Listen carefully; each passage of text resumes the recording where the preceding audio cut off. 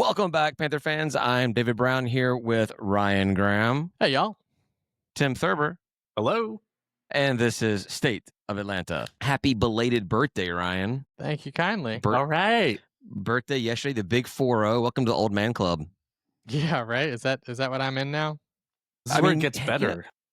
I don't want to say officially, but effectively you're entering the second half of your life.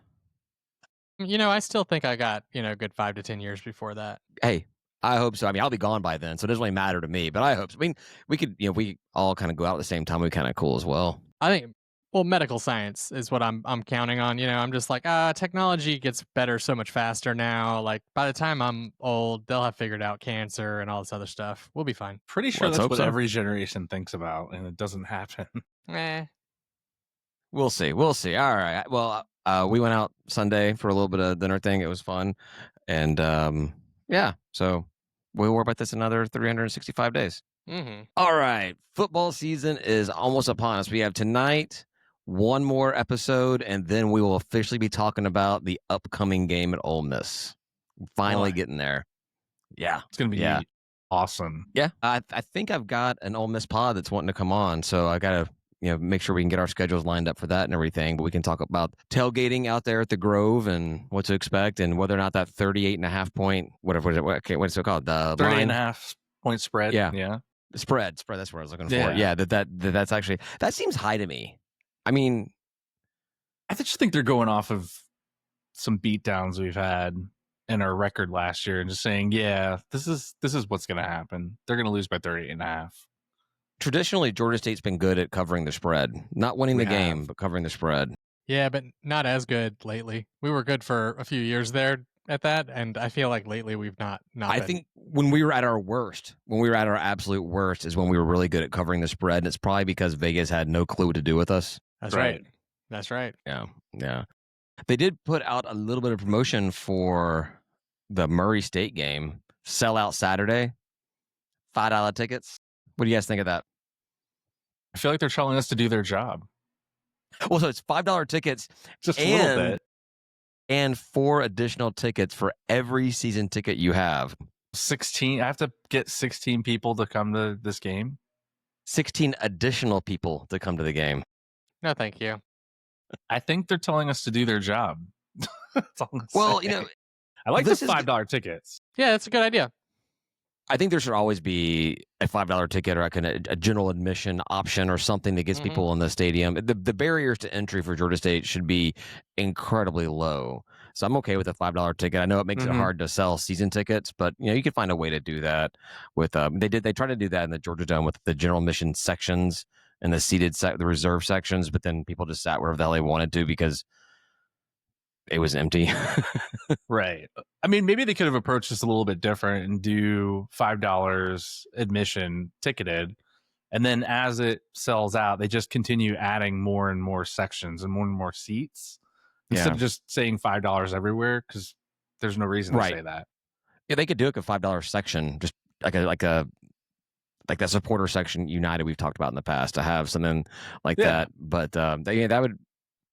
I'm okay with it, but when they do the attendance numbers, they do it based off of tickets distributed, not off of tickets scanned or people going through a turnstile or whatever.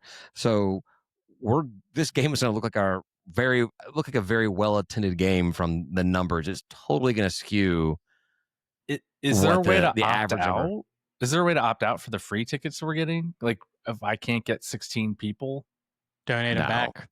I guess I'm just thinking, like, how many season tickets have we sold? Multiply that out by 4.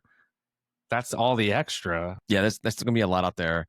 Well, so people were complaining about doing this for Murray State which is the second home game, not the first home game, about Memphis. And I think it's because they expect, first home game, we tend to get a lot of people up there. Memphis, not too far, may travel well. No one gives a crap about Murray State. So this was their way of like, all right, well, we tend to have a pretty good turnout on home opener. Let's do this to get people out to a game they probably wouldn't give 2 craps about. Well, coming, they're just going to be, we're going to have all those distributed tickets. Plus, after the Murray State game, we're at Vandy. We're on a bye. So depending on how those first 4 games go, they have time to figure out what they want to do for, is it Trash and Coastal, I think, are like the next games. Yeah. or Coastal and Trash. I get why they did it for Murray State, which also, by the way, they don't know how to spell Murray State, but that's a side topic. I mean, you don't want to do it for Memphis. It's your first game. We usually do actually have somewhat decent attendance for us in the first game. So they want to make sure the second game, home game, has fans. Makes sense.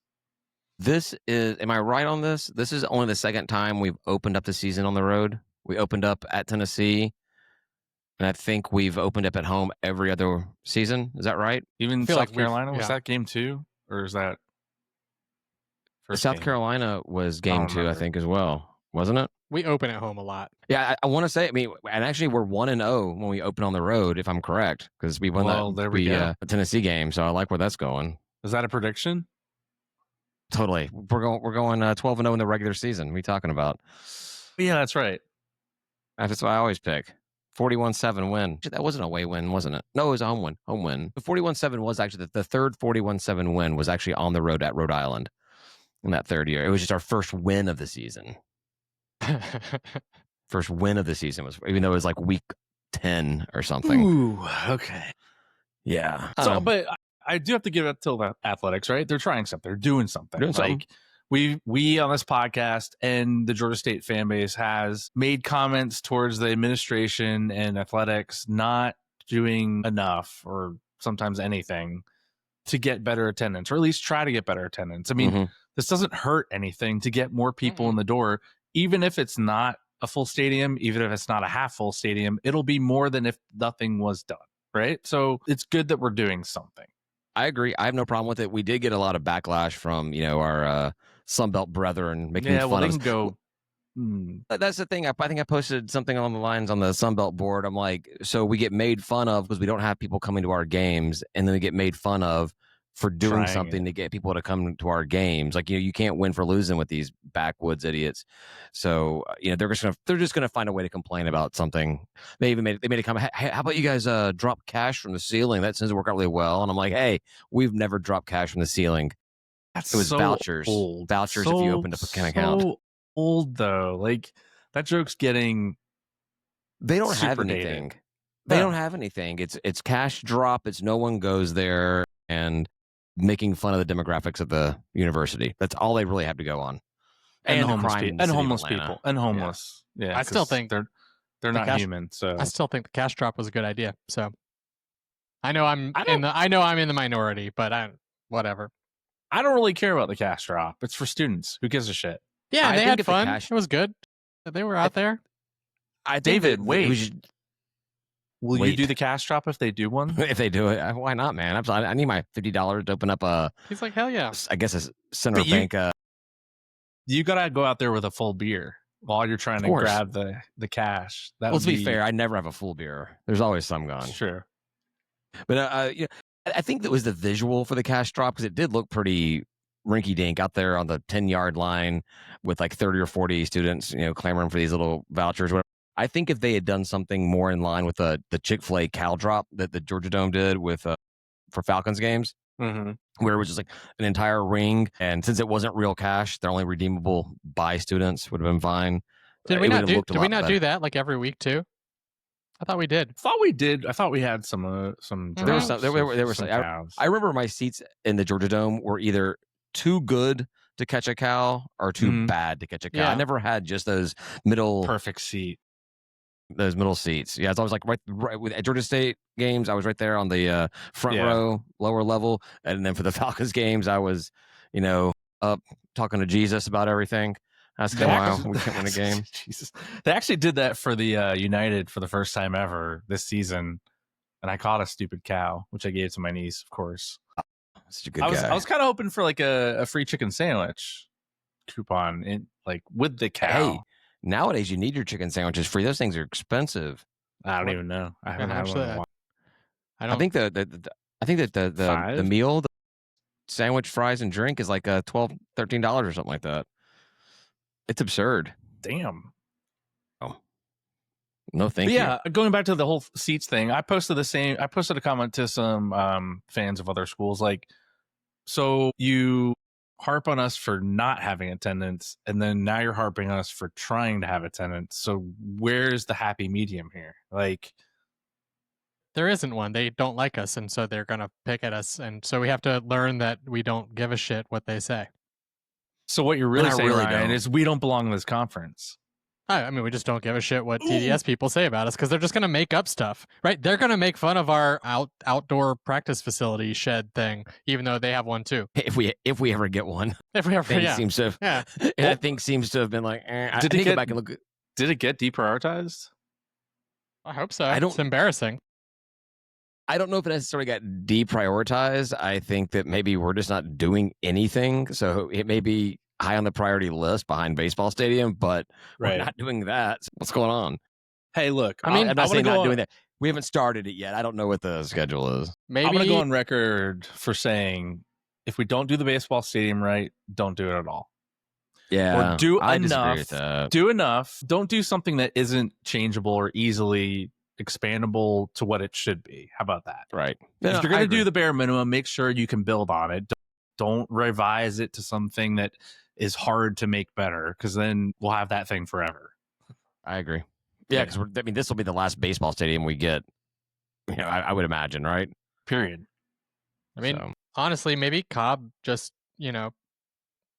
knows that he's not going to sign a kind of a renewal or anything like that, right? Like that's up in the air right now. And maybe he's just saying, we're not going to do major projects while I'm in a lame duck situation. We're going to wait for the next AD. He's like the Which would be president. respectful. that's possible. So the next guy or woman comes in, doesn't have, debt or something. It's all paid for. It's not even debt. We get the university to allocate the money through the foundation and all that stuff. So it's not like it's costing us real. Not like we're going to debt, like Louisiana and crap. They're doing these hundreds of millions of dollars of renovations, and they're having to finance it. And It looks nice. I'll give them that. Yeah. location. Well, of course. Yeah, sure. So Ryan, like, as far as the board giving us approval and saying you can spend $15.8 million in whatever fiscal year, is it like most companies where if we don't do it, that money evaporates? Or do you have any clue how our illustrious government works? No, I have no idea. Yeah, I don't either. I got one for you. They don't. Yeah. It won't work, but yeah. Yeah, I have no idea. I don't think they believe money's real there in that level of things. So, and in a lot of ways, to them, it's not. True. It's not their money. That's why they see it. It's not their money, right? Yeah, you're just when you're spending other people's money on other people, you have the least incentive to like do the right thing. Movie. Hmm. All right. We talked about Ole Miss a little bit. The rankings, the AP Top 25 came out. Ole Miss, who we'll be facing, is number 21, which is I guess seems about fair then. But the interesting thing about that, I don't really care about Ole Miss being 21, is we did have two Sun Belt teams that were in that receiving votes little snippet at the end of the rankings. Jimmy Madison at 9 and Lafayette at 1. What I thought was interesting about it was Jimmy Madison got the same number of votes as Memphis. Memphis also has 9. And then right behind them is Florida State at 8. Jimmy Madison and Memphis all right ahead of Florida State. That's just kind of amusing, even it is in the receiving vote section. You know what? I'd rather be Florida State than any of those schools. Oh yeah, they have the highest upside. Oh, that's good. So Jimmy Madison's excited for our potential to beat Memphis and knock them out of those rankings, right? Well, yeah, I guess so. Jimmy Madison, send us some dollars. All right, pay us. They have plenty of those student fees to give us money. Right? Exactly. You pay us enough, we'll beat them. We promise. We'll pay you back if we don't. Yeah, I wouldn't take that gamble at all. I don't have faith in us. Not when money's on the line. No, I mean I'm looking at this this schedule, and guys, we're gonna go like 1-5, and then we're gonna win a bunch because we're gonna play TDS, then South Bammy, then Coastal, at Coastal, so we're winning that. Marshall, Troy, then ODU. We're like we do first have half a is hard rough. start. Yeah, we do. Like if we can get out of that 2-2, great. I'm just kind of taken back right now. Ryan has looked at a schedule and talked about opponents beyond week 1. Well, it's floored me. I'll often look. Come on, man. What are you talking about? We're a week out. Crap. What's our 4th week, Ryan? You had to warn me. You had to warn me about that, though. What? I got week 1 through Vandy. Vandy, yeah, we're losing that. No, They're 2 not and gonna. 2, man. We need They're to get not 2 gonna and let 2. us do that again. And then like Memphis, we all watched that happen. Ryan, your logic's all wrong. You have it. Vandy has never beaten us. You can't call for them to beat us if they've never beaten us. That's not possible. Like we can't beat Appalachian State because we've never done it. Vandy can't beat us because they've never done it. Is one game a streak? Are we on a winning streak with one win against Vandy? I guess Tennessee teams. Need to.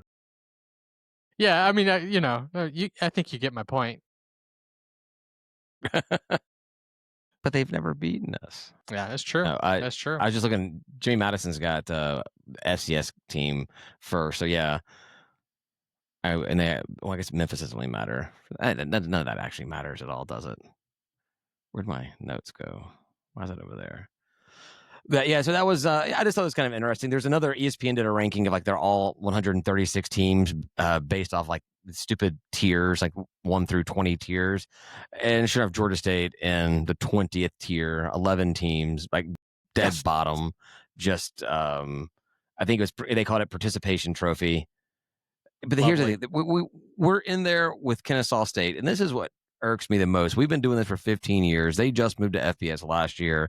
And we still have not gotten out of a spot where we're associated with, the likes of them. That pisses me off. But then again, I also think it's just kind of a BS ranking. They're all these preseason rankings, but this is obviously one that was just done for fun and everything. But I'm just so sick of it. I say this all the time. I'm so sick of seeing it's the bottom of these lists. Until we do better, nowhere to go but up. Hey, that's what I say with United. So there you go. I didn't put this down, but before I came down here, I saw somebody else did a ranking, or actually not ranking, but they did the schedule prediction for Georgia State. It's one of those Sunbelt fan accounts. They did it for everybody. They had us going 4-8. Interesting thing, they had us beating Memphis and Murray State, and then not winning again until Troy and Old Dominion to end the season. So we beat Memphis, but we can't beat any Trash Down South team, or South Alabama or Coastal Carolina. But we beating Memphis as your first win of the season, and then finishing the season going 3-7. That would be a very Georgia State thing. That's one of those things. Maybe they do know what they're talking about by saying that. Yeah, they've been paying attention. Yeah, I don't know. Yeah, that would be wild. We had that other post. What was it about? The number of wins you can, or the number of games you're favored in that you can lose. I think we have like one, maybe. Is that what we had? We're only favored in one game. We're favored in one game per whatever that thing is. For us to make the college playoff, we would have to win all 11 games we're not favored in for a chance to make the college playoff. Whereas a team like Georgia could lose 2 games they're favored in and still make the There is a chance, right? There we go. That's all you need. That's what we argued about. We wanted that little 5th spot, that first, 5th conference champion to be in there. Crazier things have happened. But I don't really care about any other team on that list. I don't. It would, for Georgia State to make it into the play, to be that G6 team to make it into the playoffs, you'd have to have a lot of G6 teams, sucking this year, right? Yes. We'd have to be we'd have to be the only 1-loss G6 team, and then even then maybe they need to have 2 or 3 losses, right? Another weird ranking came out. It has nothing to do with where we place as far as teams go. I think this one's even stupider or more stupid. College Football News did their hot seat rankings for all the conferences, and they put Del McGee as was it medium hot seat, and I'm like, there's no way in my mind he's nowhere near close to a hot seat. I know who's gonna fire him. Exactly. This bullshit. It's absolutely ridiculous. The only person they put as like the hot seat was Troy's coach, which is stupid because it's also his second year there. I don't think that he's in the hot seat, but still, Del McGee, Cobb's never fired somebody he's hired, and from what I understand from the Appy State guys, he never fired a coach there either. They either left or he let their contract run out, but he never fired someone. Del McGee is not going anywhere, especially if Cobb truly is done by the end of the season. He's not firing anybody before he walks out the door. Unless if Coach Hunter was still here, then he'd fire him as his last thing, right? With his finger up. Exactly. Cobb fires all the coaches we should have fired seasons ago. I think even then, I think that, if Cobb wasn't going anywhere, if Del McGee went 0-12 this season, he's still not going anywhere after his second season. I don't want to test that. What? No, it's absurd. He's not going anywhere. It's not medium. He's not on any kind of seat. Yeah. Except the toilet seat when he's going to the bathroom. But outside of that, it would have to be. It would have to be something like absurd, like we lost every game 100-0. Like it'd be something just like okay, clearly evident you did not put together a team. We were losing games because we were forfeiting games because we didn't have players that were eligible to play or something like that. That's the only way that he gets fired. The seat is not hot. It's not warm. He's in Alaska in a car that's been outside all night long. His seat is fine. That metaphor got weird. Whoa. Yeah, he's in an igloo. Coach is good to go for at least 2 more seasons. If we're hot shit 2 more seasons, McGee might quit. I mean, he'll become the tight end coach at UGA or something. Sure. Yeah. Quarterback's coach somewhere. He could probably still get he could probably take an FCS head coaching job. Yeah, I don't think this could be even with that performance here, but I don't see that happening. No, he could go be a I hope he'd be I'd probably get paid more money as a coordinator at a P4 program. But I don't think we have to worry about that. I think that, we're going to have a better season. I really do think it's going to be, I think a bowl season is incredibly in play. So. Yeah. I mean, it always is. It's the minimum, right? That's what we expect. Yeah. I saw a graphic that somebody put out over the past week, and it was for the NFL, and it was like every team's best and worst case scenario for the season, and it was like Falcons worst case scenario 0-17, best case scenario 17-0. The Cardinals best case scenario 17-0. That's hilarious. Worst case every single team was 0-17 and 7 because it seemed like something that Ryan would put together because going into the season that's everybody's best and worst case scenario. Mm-hmm. Yeah. I mean that's right. Where's I don't see the problem. Exactly. Like if you're gonna do something as absurd as best and worst case, then it is you what it go is. All the way in. But if I reuse that graphic every year. The way in. I don't know what you're talking about. Well, Tim, it's never just the tip, okay? No one likes just the tip. Do you see? This is not really Georgia State specific, but you see the talk about college football red zone possibly happening? The whole ESPN deal? Yeah. Like ESPN buying NFL Network and then potentially coming out of this is like a college football red zone channel, which would be amazing. Well, so here's the thing. ESPN doesn't have access to every college football game. So they couldn't, it's not like with the NFL where they can switch to any game that's going on. They'd only have the ones, but I mean, it's most of them. Who is it? It's Conference USA, MAC, and I don't even know what the PAC's deal is with if they got any ESPN involved or not. But you saw most of it. I mean, that could be good for the Sun Belt if they actually did have to drop to a game. Do you think they would pull in ESPN Plus content into this red zone channel? Nah, just. I don't think they'd pull the content, but I think they would definitely go to a game. I mean, well, yeah. I'm saying pull in the content from ESPN Plus to put it onto this red zone channel, because they could pull anything at this point. But would they keep it? I think it would keep it FBS level. They wouldn't even delve down to the. Oh no! I think it would be FBS. I don't think they would have any reason to go to FCS level, and they're going to prioritize the P4 teams. There's a lot. There's just so many more games. There are more games, but they're spread out more because you've got with the NFL you have your 1 o'clock, 4 o'clock, and then like the 1 8 o'clock game. So it's pretty set. Whereas these you have those packed games going until like 1:30 in the morning and stuff. And some games starting, at least looking at week 1, you got 24 games being played on a Thursday night. I guess it makes more sense to look at it like deeper in the week, deeper in the season. Yeah. So Saturday at 1 o'clock or 12 o'clock, you got 1, 2, 3, 4 games that are going on at 12 or 1. This is I'm looking at week 4. There's only 4 games going on at the 12 to 1 o'clock hour. And then, once you get into like the 3 and 4s, it goes up to a lot more. Yeah. I hope they're ready for like a quad view. Cause I mean, there could be multiple teams in like each time slot almost scoring, right? Right. Well, that's why I think they would prioritize the P4 teams. Yeah. they're only going to show a G6 team if the P4 teams aren't anywhere near, if they're all in commercial break or something. If Georgia, Alabama is at the 50 and Georgia State, South Alabama is at the 10, they're going to still stay on Georgia, Alabama, I feel like. Oh, yeah, sure. Well, they also, another thing, though, that there's no way that they could get Scott Hansen to do the entire day like he does for the NFL. He says he's a huge college football fan, maybe even more so than NFL. But from 10:30 in the morning till 1:30 at night, and then getting up and having to do NFL the next day. Yeah, no, that ain't happening. Thank you. To hire somebody that else. Ain't happening. They have to have multiple people. I think you'd have to have, a couple of different people throughout the day doing this whole thing.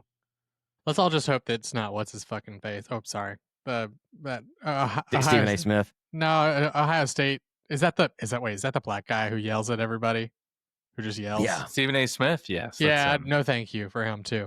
I'm talking about the quarterback from Ohio State guy, Kirk Herbstreit. Yeah. Because they love to put him in stuff like that, but he's got to do game day probably. Right, he'd have to do game day. He's game day. Yeah. Yeah. But I think I would love to have something like that, even if you weren't going to see a lot of the Sun Belt or Georgia State team playing or showing on there that often. They'll get on there at some point, and it'd be cool because sometimes when I'm if we're on bye or games later, I'm sitting at home and I'm looking for a game to watch. I don't really care for the games that are available on our network, and if I could put on College Football Red Zone, I'd watch that all day long. Me too. Although just doing the NFL version of it makes me feel exhausted by the end of the day. Like when Sunday Night Football finally starts, I'm just like, I'm just watching this one game. That's all I need to pay attention to. Coming off your Adderall or something. Yeah. Well, with like am I going to get it with Disney bundle? I got Disney, Hulu, ESPN bundle.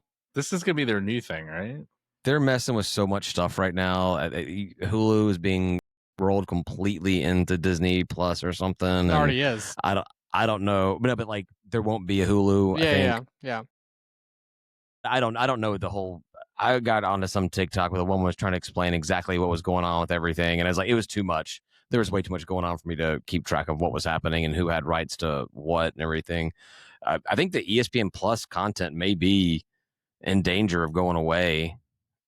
It seems like they're struggling to other thing, make money off the whole thing. I don't know. Well, you got to make money. So do you think there's a potential that new quote ESPN, whatever you want to call it, just ESPN, the new service they're going to offer, will rope in ESPN Plus into it? I would assume so. Yeah, but so instead of paying $5 a month, you're paying $40. Right. But they also may, because they have been selling some games out to NFL Network, not a lot, but but if they're running NFL Network, then that's just another channel that they could be putting college content on regularly on Saturdays, which I think would be kind of cool if they even did a segment or a show or something where it's kind of like Future Players of Sunday, where they kind of focus on teams and players that they expect to go into the draft, and to kind of approach it from that angle, from the NFL Network's angle. Like, this is a guy we expect to see getting drafted high round next year and what he could offer to different teams. And they don't think they talk about that a lot. At least my opinion, they don't. That'd be fun though. I mean, I'm looking for, I don't know. I forgot, I don't know if you guys, well, you both have the Disney bundle, so you get ESPN Plus, right? I don't subscribe to that, but I do subscribe to ESPN Plus. And usually I've kind of gamed it where I sign up for it for the months I need it, and then I just cancel it. But this year, totally screwed up. Never canceled the subscription. So I had it during the summer when there's literally almost nothing on it. They have some good recorded content. Like I watched the Peyton Manning stuff on there during off season. That was entertaining, but for so long. I have it mostly for our core Sunbelt excitement. Of course, yeah. Well, Georgia State. I turn to ESPN Plus when there's nothing else on any of the other channels that I get regularly. I'm like, oh, I guess I can see what's on ESPN Plus. Oh, look, App State's playing Marshall. Yeah. Was that Iowa Purdue game that bad to watch? No, I'll watch that instead. No, I often am just like, I'd rather do most other things. So I just don't watch football right then or something, It's on. I've got to have it on. I'm a Something's in the background. TV all day long. And if I don't put on football, which is established that on Saturdays and Sundays in the fall, I get football All on day. TV, it'll be some dumb kid show or no TV at all. And Bluey. the last thing I want to hear is just like the sound of silence plus my kids. That's worse than listening to Bluey and my kids. You said Bluey. I did say Bluey. Yeah. All right. I think that's about it for football. We'll be ramping up more and more in the next couple of weeks. But back to schedule news, Ryan. We got our basketball Sunbelt Conference schedule came out, and he drops off. Yeah. But it looks good for us, I think. I don't really have any problems with it. I don't have any problems with from a Georgia State perspective. Last season, my biggest complaints about the schedule were we started the conference slate 4 games at home when all the kids were still on their holiday break. And then we finished the season 4 games on the road. And I don't think any team should finish 4 games on the road. It's horrible for that last push to try to, see what you can do. And this season is the exact opposite. We open up the season 4 games on the road when students are away. When no one's here, the season, no one cares. 4 here. So as I say, as a Georgia State fan, I like the schedule for us. I still think it's a shit schedule that they would put out for anybody, but it works for us. It's great for us. We don't have to pay attention to men's basketball until January 8th. No, I'm just kidding. I mean, we have the outer conference. We got to go to those games, but right. In December, we don't have to worry about a lot. I don't know what the out of conference looks like for December because they haven't technically. We start the season on December 17th. We're at Trash Down South, Appalachian State, Marshall, and Coastal. Right. I'm talking about our out of conference. Like, what if there's anything else in December out of conference? Before that, yeah. Kennesaw and Mercer, I think, are what we have. That won't be bad. And that right there before finals, and then there's like a little bit of a break right around finals time, and then they pick back up with Georgia Southern, I believe. But yeah, it is interesting. Also, the way they did the schedule made me realize this because they broke it out into like 3 columns, 6 games each. And I know there's no division split in basketball, but the first 6 games of the season are all what would be East Division teams, and the last 6 games of the season are all. The last 6 games are also all East, and then it's that middle 6 are all what would be West Division teams. It's just kind of strange, which I kind of like. I think I said this in our group chat. I like the idea of, but it doesn't matter because we don't have divisions. If we had divisions, I would like it a lot because you play 6 games, you kind of figure out a little pecking order in that division. Then you play your out of division games, right. And that has an impact, but not as big of an impact as actually head-to-head games. And so then you go to your last 6 games, and really every game kind of matters because you know where it's at, you know where you've got to win to make it. So it makes the games a little more exciting when you kind of see where you're standing. But we don't have divisions in basketball, so it doesn't make any sense. Every game matters this time. Every game always matters. I know, but there's still there's you can feel your excitement a lot more when you're looking at it and being like, all right, we win this game.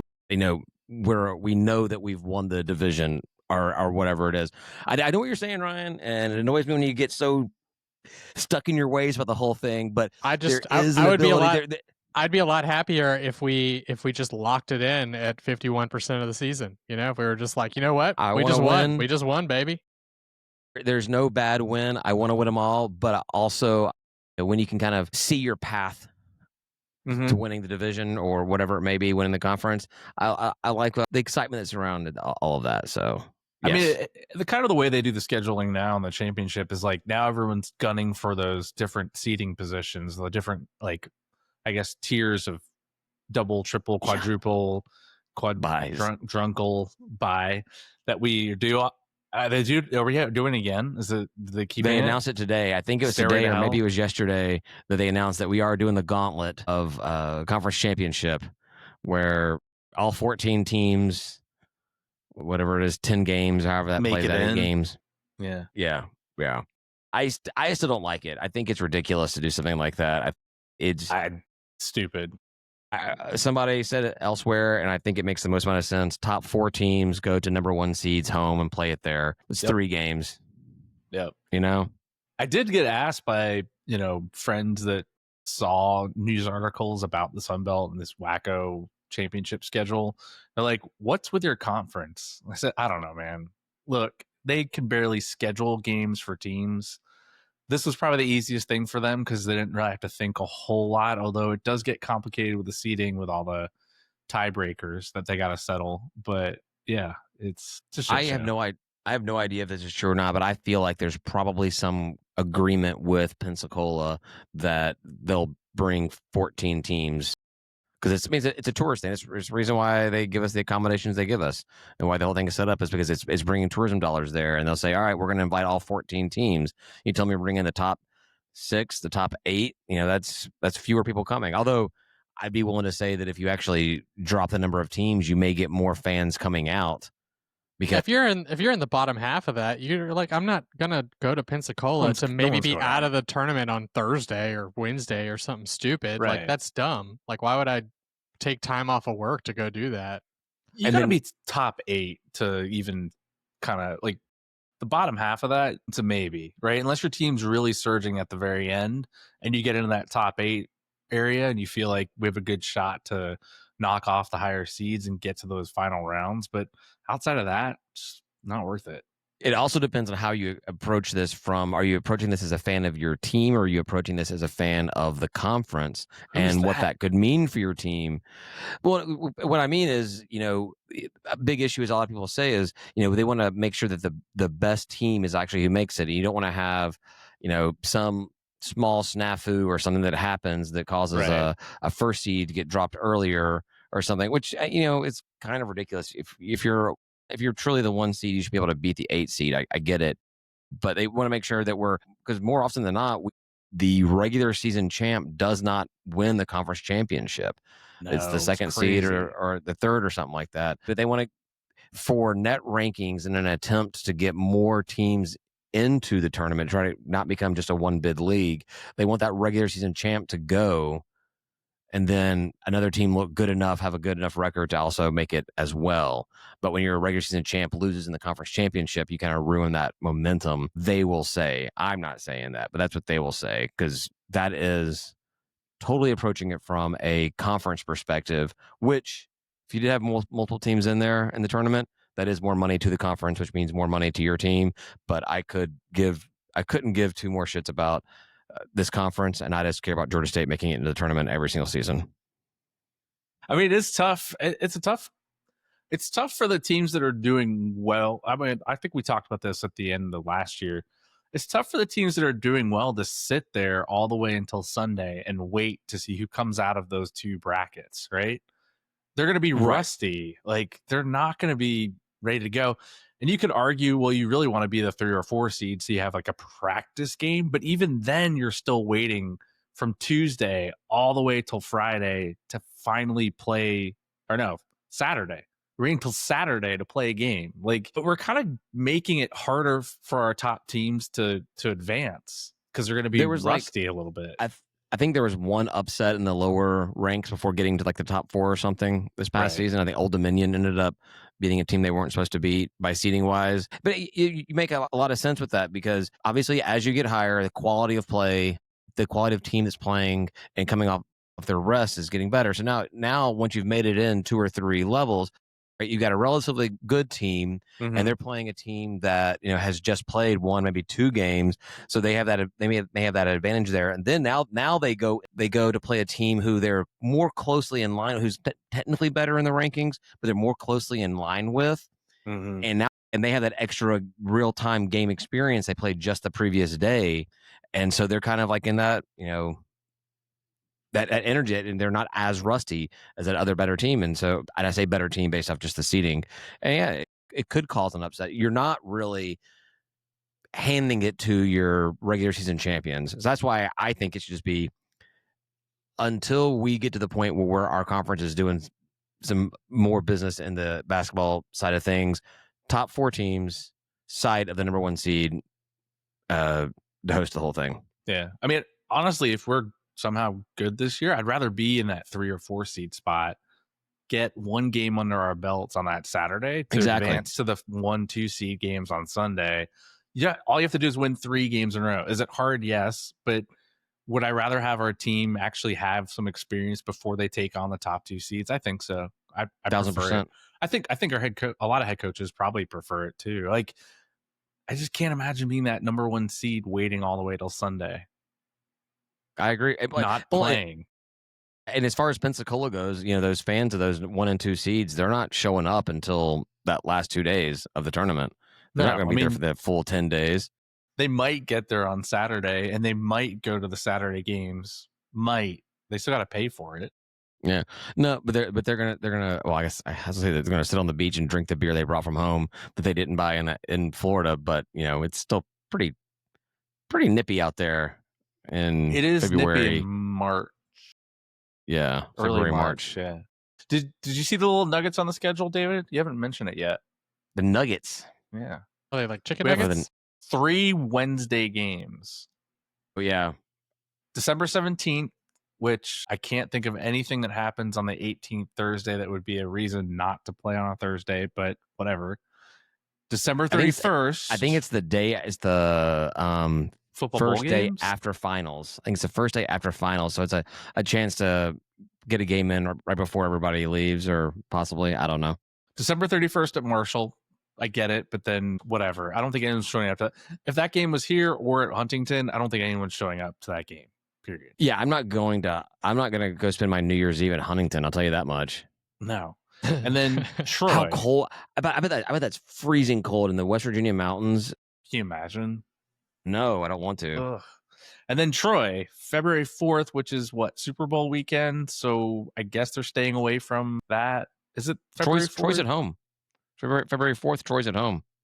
Right. Well, I'm saying it's on a Wednesday. Like, why? It's on that Wednesday. But yeah, that makes sense. Like, why is it on that Wednesday? Like, is it the Super Bowl that weekend? The 8th? Or the 15th? Probably. I don't even know. Yeah. So, like, I was like, that's interesting. What happens on the 5th of February that we're staying away from? The funny thing is we were at South Alabama on the January 31st. Yeah. And then we drive right through Troy to get to Atlanta. We can pick him up on the way. Hey, we got to share costs, man. We might pick them up. Troy's further away than I thought it was. Troy's like 3 hours away. I thought it was like an hour and a half, 2 hours. I thought it was too until I went to a Troy basketball game. I'm like, damn, this is far away. I have to get gas before I leave. What the hell? Yeah. And then you get there and you're like, there's nothing downtown that's fun. Well, we do play at Troy this season in football, and yeah, we going depending on how the season. Well, I mean, that's it's the second to last game of the season. Yeah, coming off of a Marshall away or home game. If we're doing good, that would be a good game to do a little shuttle bus for, right? To where? Saturday before Thanksgiving. I think so. Troy State. Oh, okay. Who? I really just have glazed over with this excessive schedule talk, bracket talk. But then I heard Booze Bus, and I was like, "Oh, I'm back in all of a sudden." Well, because I was thinking, if it's only like 2-hour drive, like you can easily get a smaller little shuttle bus to do something like that. Yeah, totally. But we get the fur bus. Once you that fur bus, yeah. Well, my thing is the amount of drinking that goes on this bus, we need to have a bathroom. And 2 hours, everybody goes before you can handle it, right? But I don't want to be pulling over at a Buc-ee's to get. Actually, I do want to. Can you pull over with a tour bus at a Buc-ee's? They don't allow trucks. Yeah. Can you do? Yeah, you could. Either way, they could park it on the street. And we could walk over, type of thing. That's true. Like the others do. At the gas station that's across the street from the Buc-ee's, that has been there for 50 years. The mom and pop owned it.